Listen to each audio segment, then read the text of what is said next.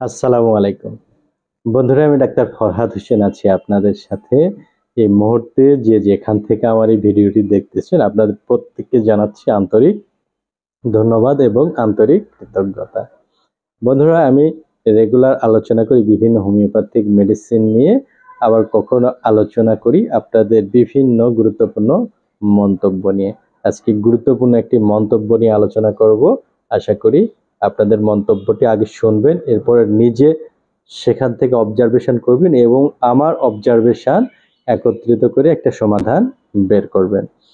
একজন লিখেছেন, আসসালামু আলাইকুম ওয়া রাহমাতুল্লাহি ওয়া বারাকাতুহু। ওয়ালাইকুম আসসালাম।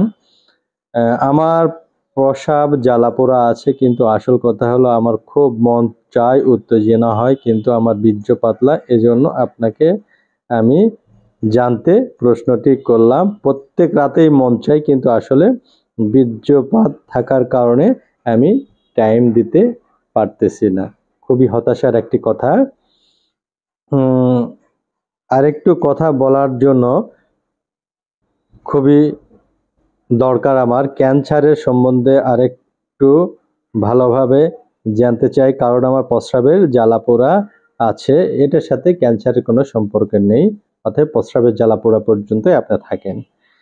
এবং আমার প্রস্রাব জ্বালাপোড়ার সাথে আমার পেনিস বাম দিকে বাঁকা এবং লিঙ্গ এক প্রকার উত্থিত হয় না, ডান দিকেও মাঝে মাঝে বেঁকে থাকে।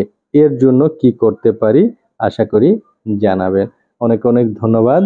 বন্ধুরা, এখানে ওনার সবচেয়ে গুরুত্বপূর্ণ যে বিষয় সেটি হচ্ছে দ্রুত বা বীর্যপাত, কিন্তু ইডি নেয়, অর্থাৎ ইরেকটাইল ডিসফাংশন নেয়।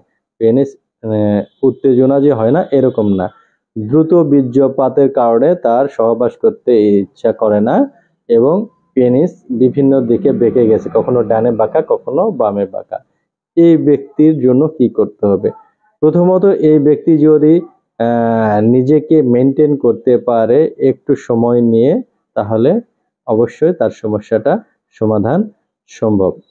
এর কারণ হচ্ছে তার যেহেতু ইডি নাই, টেস্টোস্টেরন হরমোনের লেভেল তার ঠিক আছে, অর্থাৎ হরমোনাল কোনো ঘাটতি নেই, কিন্তু টাইমিংটা ম্যাচিং করতে পারতেছে না। হয় তার অতিরিক্ত এক্সাইটিং মনোভাব, হয় স্ত্রীর প্রতি অতি আকর্ষণ, হয় মানসিক চাপ, হয় সেক্সুভিটি বা যাদের স্ত্রীর সাথে মিলনের ভয় কাজ করে, এই ভয় যদি থাকে, যৌনভীতি, তাহলে ওই ব্যক্তির ওই সমস্যাগুলো নিজেকে নিয়ন্ত্রণ করতে হবে। অর্থাৎ এখানে ওই ব্যক্তির ফোকাস হচ্ছে তার সেক্সুভিটি অর্থাৎ যৌনভীতি যেটা, সেটা দূর করতে হবে এবং ইন্টারকোর্সের সময় অর্থাৎ সহবাসের যে সময় স্ত্রী আলিঙ্গন ফোর ফিলের দিকে নজর দিতে হবে, পজিশন চেঞ্জ করতে হবে। একই পজিশনে বীর্যপাত হতে গেলে পজিশন চেঞ্জ করে নতুন পজিশনে যেতে হবে। এবং অনেক সময় বীর্যপাত হয়ে যাচ্ছে, এই অবস্থায় বীর্যপাত থামাইতে হবে এবং প্রয়োজনে পেনিস বের করতে হবে এবং সেটি মুছে নিতে হবে, ড্রাই করতে হবে। আবার পুনরায় স্ত্রীকে কিছুক্ষণ আলিঙ্গন করার পরে, স্ত্রীকে উত্তেজিত করার পরে আবার মেলামেশা করতে যাবেন। অনেকে যাদের পারফরমেন্স ভালো তারা হয়তো ভাবতে পারে ড্রাই করলে তো সেন্সেশন কমে যায়। হ্যাঁ, এটা যারা এটা নিয়ন্ত্রণ করতে পারে না তাদের জন্য। যারা নিয়ন্ত্রণ করতে পারে তারা অবশ্যই ড্রাই করার প্রয়োজনে তাদের ইচ্ছা মতো ইন্টারকোর্স করতে পারে এবং সেটি বেস্ট। যারা পারে না তাদেরকে ড্রাই করা, যাতে সেন্সেশন একটু কম হয়, পজিশন চেঞ্জ করার, এভাবে ডিভাইডেড নিজেকে ডেভেলপ করলে আশা করি তার সমস্যাগুলো দূর হয়ে যাবে। আজকে এ পর্যন্তই। এটার উপরে হোমিওপ্যাথিক ঔষধও আছে, সেগুলো নিয়ে অনেক আলোচনা করেছি। প্রয়োজনে পরবর্তীতে আবার একটি টিপস দেওয়ার চেষ্টা করব। ভালো থাকবেন, নিরাপদে থাকবেন। আল্লাহ হাফেজ।